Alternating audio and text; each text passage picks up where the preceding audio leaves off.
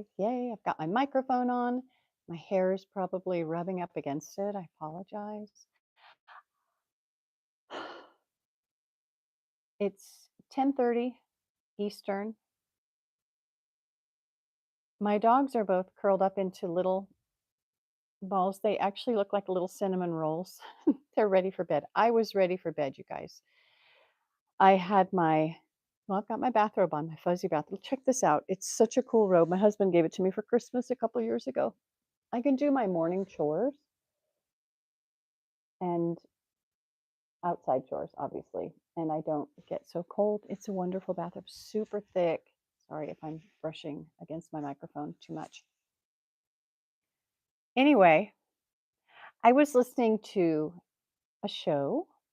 I follow Megan Fox, writer, not the actress Megan Fox. I follow Megan Fox, writer. I highly recommend you follow her. She is hilarious.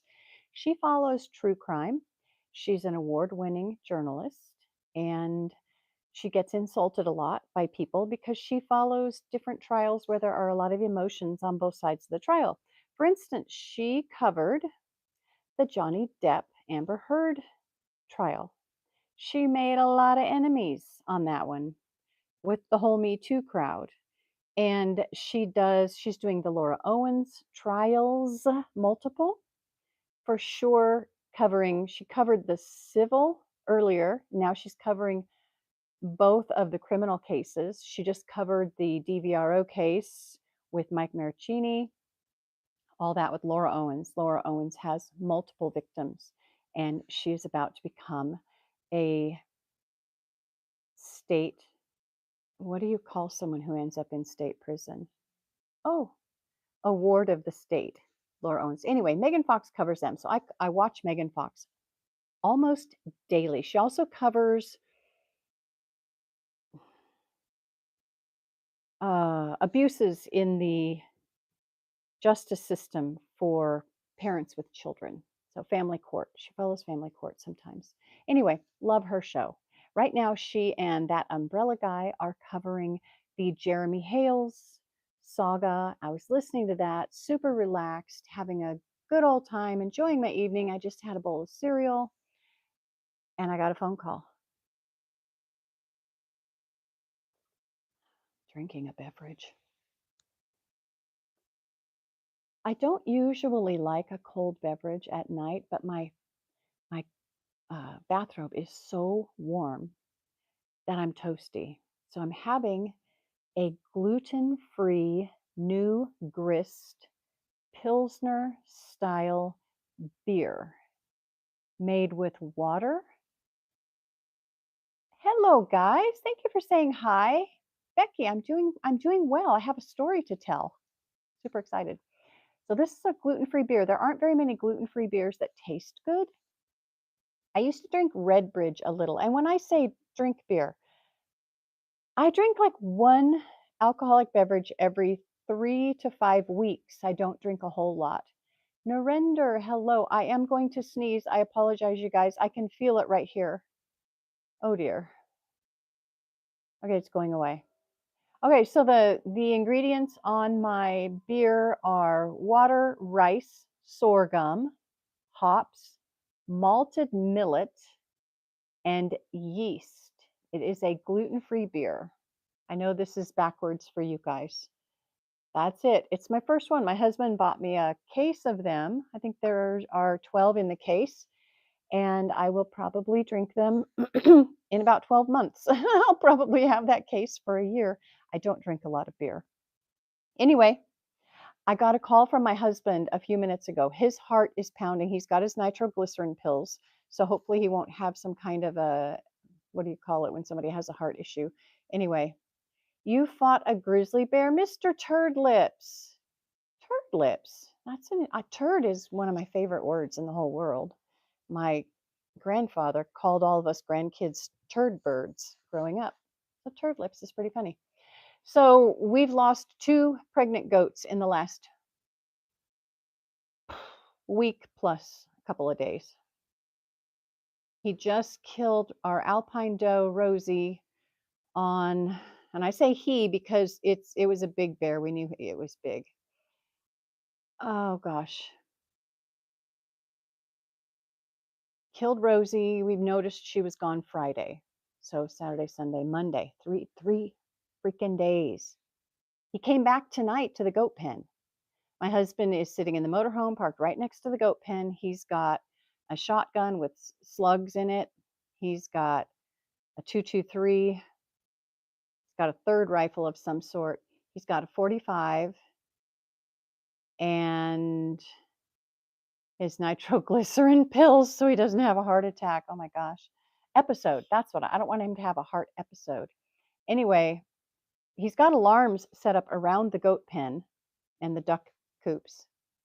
And he heard one of the alarms go off and he looked out and he didn't see anything. I think the bear must have blended into something, or maybe it went down the hall. We've got 3 duck coops that the way they're set up, there's a little hallway, and he may have walked in there. That's where I have one of the goats right now, too. She's in there because she's so old she can't run from a bear. And then the other alarm went off behind.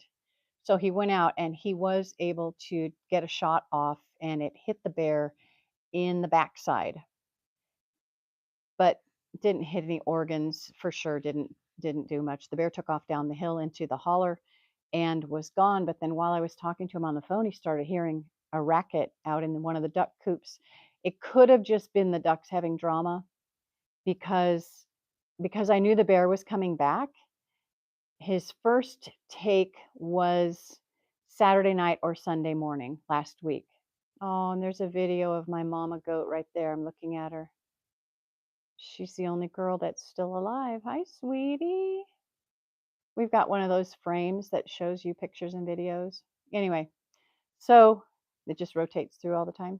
So the first one disappeared about a week and a couple days ago. The second one disappeared a couple days ago.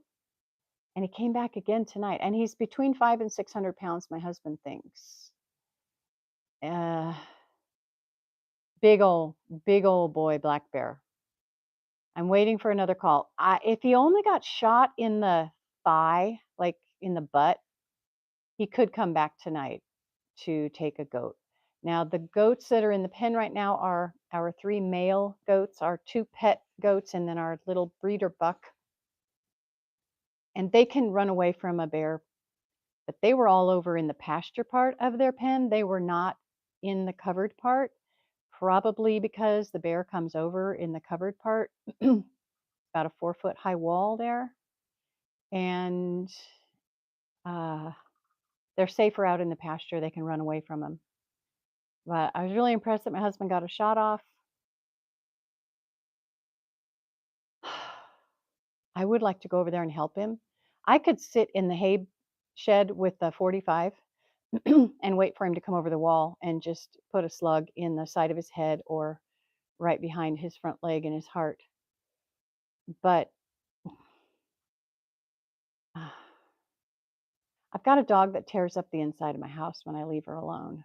I would have to put her in my car, and she might tear up the inside of my car. If I was out in the hay barn and there was a bear nearby, she might just tear up the inside of my car trying to get out to help me out. All right. So I just wanted to announce that it sounds like, well, for sure, the bear came back to visit. It came to take another goat. My husband was there. He did get it to leave for a period of time. I do believe it'll be back. I don't know if it'll be back tonight or tomorrow night, but it will be back. I don't think that the shot that it took was anything that did much damage. I really don't think so. It's most likely the bear is going to be fine. Unfortunately, it will be back to take a goat. I hate this. We need to get rid of this bear. 500 to 600 pound black bear could very easily just walk off with a person. I mean, I barely weigh more than my goats. And this bear has decided that it likes to eat meat. I mean, I know they like to eat berries and they like to eat everything. But I've lived around bears some of my life, and I've not had to deal with anything like this ever. I mean, we had a bear that took a dead dog, but we've never had a bear that came and grabbed one of our goats, 2 of our goats, anything like that. All right, guys, there's nobody in here, so I'm going to say goodbye, good night, God bless you, and I will see you next time.